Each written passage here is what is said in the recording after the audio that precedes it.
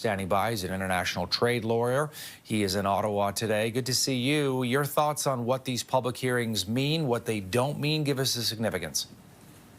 Yeah, so very much this is an opportunity for U.S. stakeholders to present their pet issues, to highlight how the relationship is going within the USMCA, to, in many cases, present opportunities for the U.S. administration to go harder at offshore and Mexican and Canadian companies, while also having the opportunity for civil society and the farmers and labor groups and everybody else to also present kind of the counterpoints on how integration in the North American context is beneficial to all. So there's all sorts of stakeholders presenting all sorts of views, and it'll be really interesting to see how it all unfolds in the coming days. I mean, logic might suggest that given the fact a number of American industries are urging the Trump administration to preserve the agreement as is, that they would follow that. On the other hand, we know that this president often does all sorts of things that do not necessarily follow what some constituents or some industries are asking for. Yeah, the U.S. administration definitely sees trade as a zero-sum game.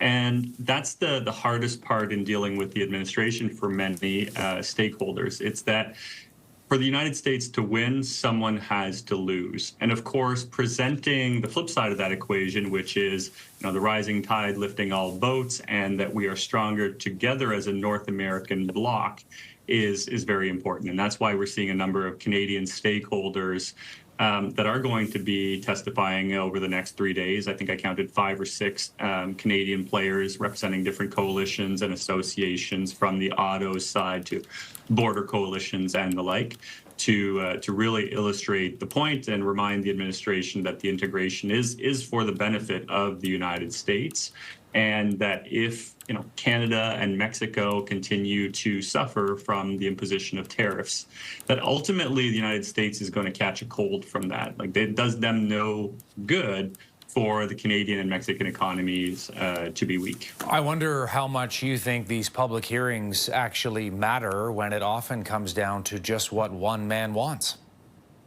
I think that's fair. I think this is always an opportunity to present the arguments.